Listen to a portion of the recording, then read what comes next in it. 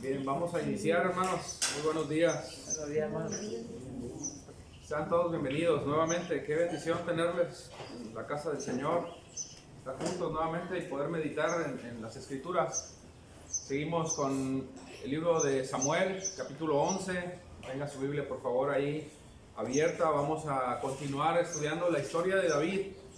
Una historia interesante, una historia sumamente confrontante y de mucha advertencia, de mucha enseñanza, que sin duda alguna, hermanos, cada uno de nosotros debe ir haciendo una introspección, debe ir haciendo, debe aplicar lo que estamos leyendo de la forma en la que nosotros veamos que el texto verdaderamente, nos está revelando una vida que literalmente se ha rebelado contra Dios. Un hombre que, aprovechándose de la posición en la que está, empezó a tomar decisiones complicadas, y eso hizo que obviamente su vida se complicara más. El reinado en el que él estaba en ese momento dirigiendo, tomara un rumbo sumamente complejo.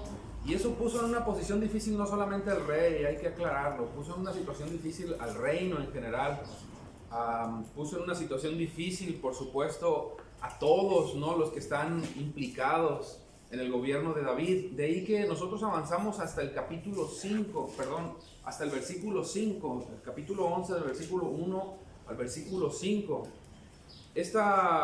Este tema con el cual quiero empezar hoy sería una tercera etapa, por decir de alguna manera, ¿no?, en la historia de David. Primero veíamos cómo David empezó a ver una mujer, la codició y empezó ahí la historia, ¿no? Muy interesante cómo inicia Samuel, el libro de Samuel. Después el versículo 3 y 4 y 5 ya nos hablan de una serie de acciones que David tomó. Una serie de acciones donde va implícita su voluntad personal, su voluntad por hacer las cosas. Él mandó preguntar por esa mujer, él envió por ella, él la tomó como su mujer. Y mucho de eso también lo vamos a estar analizando al día de hoy, porque ahora vamos a ver no las consecuencias, pero sí una parte de las consecuencias. Las consecuencias las vamos a ver más en el capítulo 12.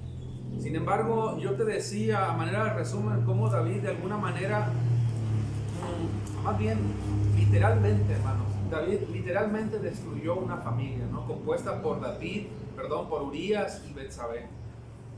Yo te hablaba un poco de estos personajes, ¿no?, personajes que eran fieles al reino, fieles al reino en general, ¿no? Y te explicaba que nos encontramos ahora con la noticia en el versículo 5 que Betsabé se encuentra embarazada. Ahora Betsabé envía mensajeros a David para decirle que está embarazada y que espera un bebé. Y te decía que esa situación puso en una posición difícil a David. En una situación, esa posición en la que se encontró David hizo que el reino obviamente tomara un giro inesperado, por decir de alguna manera, porque David tenía que actuar en consecuencia. Entonces, ahora lo que vamos a ver es una serie de planes que David tiene que orquestar, tiene que planear, tiene que llevar a cabo, porque imagínate que el pueblo más bien, se enterara de lo que había sucedido. O sea, tú te puedes poner a pensar un poquito en lo que los gobernados, es decir, el pueblo, va a pensar cuando sepa que David tomó por mujer a la esposa de Urías el Eteo y que ésta está embarazada. Y tú puedes más o menos darte una idea, ¿no?, cómo se van a estar cuchicheando ahí las voces. Si de por sí yo creo que ya era la papilla del día, la noticia del día, ¿no?, entre los mensajeros seguramente ya estaban ahí hablándose. Mira que el rey David mandó preguntar por Betsabé. Y mira, otra vez ahora mandó preguntar, pero ahora envió por ella. Y no solamente eso, por ahí parece que está embarazada. Bueno, lo cierto es que ahora está embarazada. Y David va a hacer lo imposible, hermanos, porque eso no pase de su conocimiento o del conocimiento de los que ya saben. Y es una labor, hermanos, en la cual se va a ocupar. Y esta parte que te quiero contar tiene que ver con esa serie de acciones que David va a tomar. Una vez más vamos a ver cómo David toma las ocurrencias de su corazón, buscando corregir ese error, buscando enmendar, va a buscar posibles soluciones. Y quiero detener un momentito ahí, porque fíjate cómo las acciones que va a tomar David nuevamente en esta tercera etapa que quiero mostrarte, en esta tercera historia, tienen que ver otra vez con qué cosa, con su corazón. Tienen que ver con su corazón, con sus pensamientos. Y eso a mí me deja una lección. No estoy queriendo aplicarlo en este momento porque lo voy a aplicar más adelante, pero me deja una lección. Una lección, y la lección es: yo tengo que meditar en mis pensamientos. Yo tengo que meditar en qué estoy pensando, cómo estoy pensando y cuál es el resultado de mis pensamientos. Porque mis pensamientos, obviamente, al apoderarse de mi mente y de mi corazón, que es lo mismo, lo que va a hacer es producir una acción, y esa acción va a traer consecuencias. Y David lo va a entender. David va a tomar nuevamente una serie de decisiones, hermanos. Y el versículo del 6 al 13, estoy haciendo una pequeña introducción para poder entrar al versículo. Ya no me va a mostrar a ese jovencito que en algún momento conocimos, que era valiente, dócil, temeroso del Señor, celoso de su palabra. Un jovencito dócil y valiente que enfrentó a ese paladín. Y usted se acuerda de las palabras que le dijo, ¿no? ¿Tú te atreves a retar al ejército, al escuadrón del Dios viviente? Pues yo vengo a ti, ¿no? Y bueno, ya se sabe la historia, en el nombre del Señor. Bueno, ahora vamos a ver otro David. Y eso a mí me capta mucho la atención, porque yo ya no estoy viendo al David que yo veía capítulos atrás. Ahora estoy viendo un David que es rey, por supuesto, pero que está tomando una serie de decisiones que están contradiciendo su carácter totalmente, que están contradiciendo lo que tú y yo conocíamos acerca de este hombre. Ya no es ese jovencito que profetizó Samuel, que habría de venir, de llegar al reino, y que tendría un corazón como, conforme al corazón de ¿quién? De Dios. De Dios. O sea, ahora, hermanos, lo que estamos por ver es un lado oscuro en la vida de David. Más oscuro todavía. Permítame ser un poquito más específico. Sigue la parte más bizarra, más oscura, más extraña, más rara en la vida de David. Porque sus acciones, nuevamente, hermanos, nos van a dejar ver lo más oscuro de su corazón. Se va a ver como un rey perverso, como un rey malévolo, ingenioso. Fíjate las palabras que te estoy diciendo. Sagaz. Me sorprende la sagacidad que David asume para resolver este problema y atribuirse a ese problema no como una culpa de él, sino una culpa externa, y vaya la manera en la que lo va a resolver. Manipulador, algo diabólico, hábil para mentir. Pero estos versículos de aquí en delante, del 6 en delante, van a mostrar un rey frío, hipócrita, frío en la toma de decisiones y dispuesto a llevar a cabo lo que sea con tal de cubrir ese pecado. No sé si a usted le gusta ver las películas, algunas por ahí en Netflix, ¿verdad?, acerca de los reinos, y por ahí se encuentra un rey de esos perversos, esos malos, malévolos, que hasta gordo caen. Bueno, yo la verdad, algo así me estaba cayendo David cuando estaba leyendo esta historia.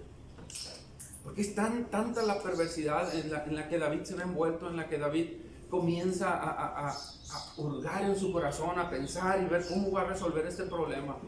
Y si hay algo que a mí me llama la atención y obviamente vale la pena rescatar y analizar, es la inteligencia de David, hermanos. Miren, yo no he entrado en tema todavía, pero quiero irte más o menos dando una serie de pistas, una serie de ideas para que te des cuenta cómo David es una persona muy inteligente. Miren, la inteligencia de David en esta parte de la historia no va a quedar, por supuesto, no va a ser para nada cuestionable. David no tenía un pelo de tonto, como dicen, ¿no? Del versículo 6 al versículo 17 nos va a demostrar una inteligencia, wow, te decía hace un ratito, ¿no? Astucia. Va a calcular su plan de una manera tan astuta para que ese plan sea tan perfecto que no vaya a producir las consecuencias que David sabía que podía producir. Imagínate, ¿no? Su honorabilidad de por medio, su reputación de por medio, y el reino mismo.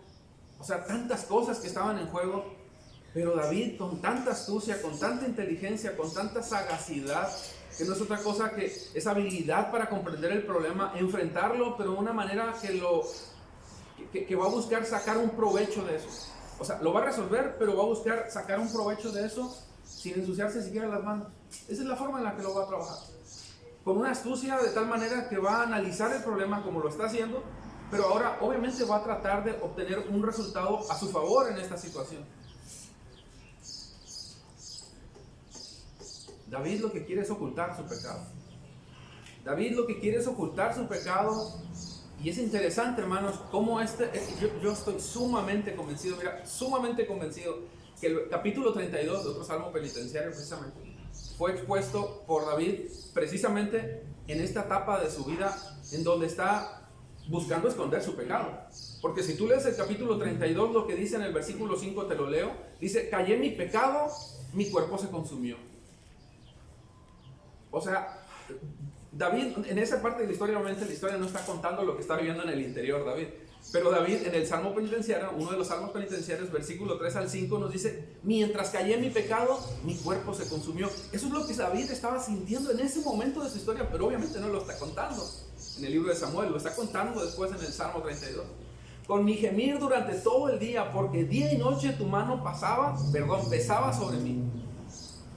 O sea, David en su conciencia estaba vivo, estaba meditando. Eso es bueno. Miren, hermanos, esto es bueno. Cuando tú pecas, cuando yo peco, cuando nosotros vamos y cometemos un pecado y nosotros decimos: ay Dios, perdóname, me equivoqué, mira Dios, vengo a ti en arrepentimiento, pido perdón y me postro.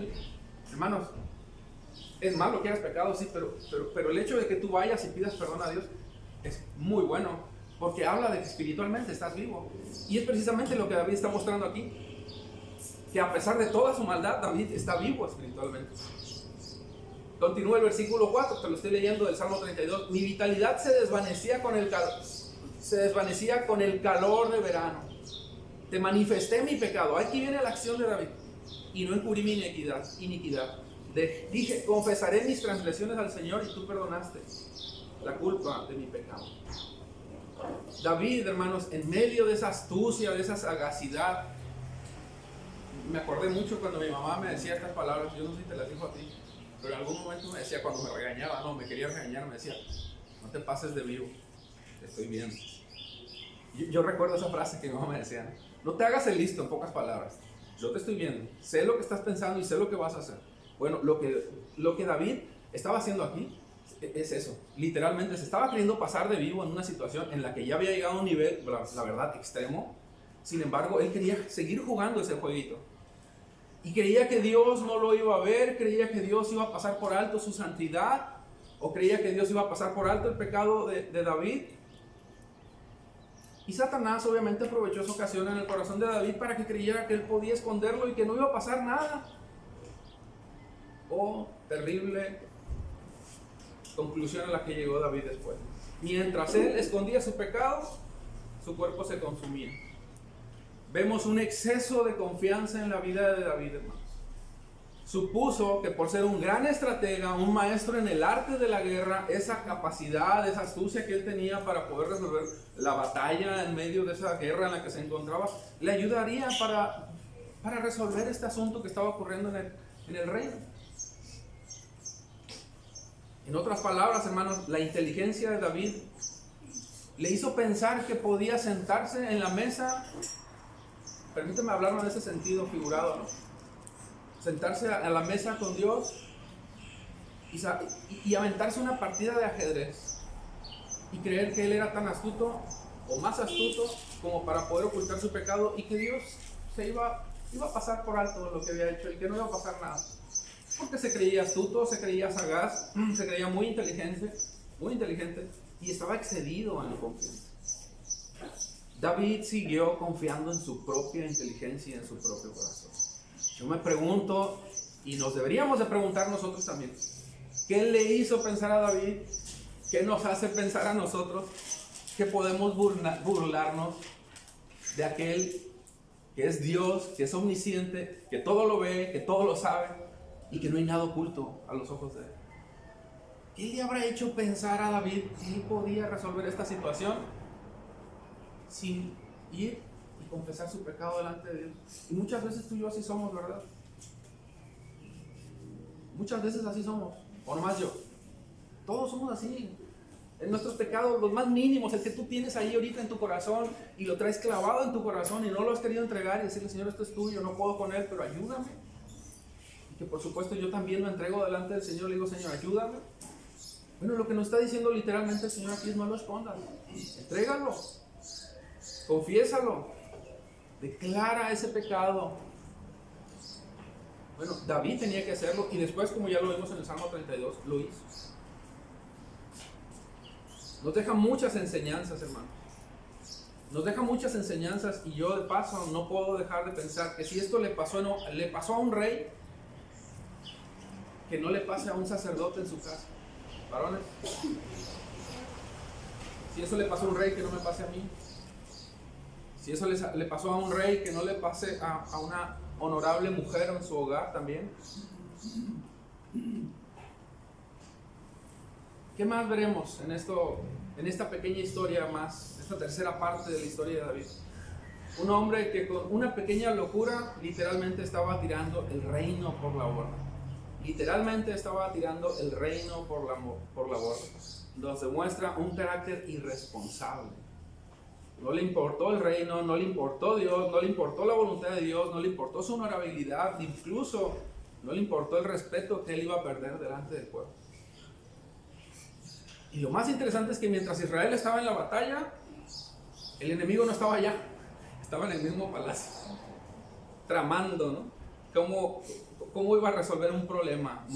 Maquinando cosas terribles en su mente. Un rey cuyo carácter era frío, calculador, cínico, y esa palabra lo voy a explicar después. Y después, lo que vamos a ver en el versículo del 6 al 17, un carácter homicida. Porque David ya había matado a Urías, aunque todavía no lo había hecho físicamente. Lea conmigo el versículo 6, por favor. Segundo libro de Samuel, capítulo 11, versículo 6. Entonces David envió a decir a Joab. Aquí inicia el plan A, ¿eh? Yo te he hablado de una serie de planes. Aquí inicia el primero de los planes de David. El plan A. Envíame ahora, ¿a quién? A Urías el hitita. Y Joab envió a Urías a David. Qué interesante, ¿no? Ahora él otra vez implícita su voluntad ahí. Mandó por Urías. Y el versículo 7 dice, cuando Urías vino a él, David le preguntó por Joab, por el pueblo y por el estado de la guerra. David, nuevamente, vuelvo a insistir, está siendo fiel a su manera de trabajar, fiel a su conducta, fiel a sus impulsos, a su corazón, a su manera de tramar o de formar estrategias para buscar una solución a este problema. Y empieza solicitando un poco de informes, un poco acerca del estado de la batalla, cómo se estaban realizando las cosas allá en el campo de guerra, ¿no? En realidad lo que quería David era hacer sentir cómodo a Urías. Quería engulirlo, permítame esa palabra, en su malévolo plan y sutilmente ganarse un poquito su confianza, preguntándole cómo están allá las cosas. Explícame, infórmame. Yo me pregunto qué habrá estado pensando Urías en ese momento. ¿Por qué? Porque Urías tenía todas las razones para dudar. Bueno, no le pudo haber preguntado a Joab, que es el encargado. Pero bueno, lo envolvió en ese plan, ¿no? Continúa el versículo, leí versículos 6 y 7, versículo 8. Después dijo David a Urías, desciende a tu casa y lava tus pies. Salió Urías de la casa del rey y tras él fue enviado un obsequio. No sé qué habrá sido ese obsequio. La verdad no tengo ni la menor idea. A lo mejor, no sé, no estoy diciendo que eso sea. Era una copa de, algo de vino ahí, ¿no? Para que se fuera a su casa con su mujer. Pero la respuesta de Urías fue interesante. Pero Urías, ¿qué cosa dice? ¿Qué hizo? Durmió a la entrada de la casa del rey con todos los siervos de su señor y no bajó a su casa. Cuando se lo contaron a David, le dijeron, Urías no bajó a su casa. Ups, plan A. Ya no sirvió, David. Vas a tener que cambiar de estrategia. Urías demostró tener un carácter más firme, más fuerte, más aguerrido que el mismo rey, hermanos. Mostró sabiduría, mostró dominio propio, control. Miren, él podía haber ido a su casa, descansar esa noche con su mujer, ir con su mujer, pero él decidió dormir en la entrada de la casa del rey con todos. los siervos, mostró lealtad, hermanos. Prefirió dormir en un suelo frío y duro que ir a la comodidad de su hogar. Estar esa noche con su mujer, prefirió la lealtad, el amor por su rey y la solidaridad por su prójimo. Qué interesante esto que estamos contando. Miren, yo no voy a alcanzar a continuar porque ya me ganó el tiempo. Pero por favor, usted lo que ha leído hasta aquí en el versículo 8, léalo de nuevo del versículo 1 al versículo 8 y léalo y reléalo en las versiones que tenga que leerlo para que pueda entender lo que va a suceder después. Porque todavía nos quedan dos intentos más de David. Sin embargo, vamos a ver el carácter de un hombre, hermanos, que nos va a demostrar cómo deberíamos nosotros de ser en nuestro carácter. Íntegros, firmes, constantes, leales. Y me llama la atención esa palabra, ¿no? Durmió a la entrada de la casa del rey. Wow. Y después va a ser lo mismo. Bueno, ya no me adelanto. Pero me llama la atención ese carácter de este hombre. Vamos a orar, por favor. Señor, te damos tantas gracias porque es en la vida de Urías, Dios, que podemos ver sin duda alguna un carácter, Dios, que nos deja tanta enseñanza. Señor, un carácter que yo necesito tener, Señor. Firme, Dios, incluso contra la presión del mundo que pudiera ser, o la presión en este caso de Urías por un rey que le estaba diciendo qué hacer. Sin embargo, él escogió lo correcto. Y Dios, ayúdanos a nosotros, Dios, para que nosotros también tengamos un carácter firme, para que tengamos, Dios, fortaleza en nuestros pensamientos, Dios, pero pensamientos que son dirigidos hacia tu palabra, hacia tu voluntad. Ayúdanos, Dios, forja nuestro carácter, te lo rogamos, te lo pedimos. Sé tú en nosotros una vez más y ayúdanos en esta enseñanza, Dios, a comprender tu voluntad para aplicarla en nuestras vidas, porque te lo pedimos en el nombre de Jesús. Amén, amén.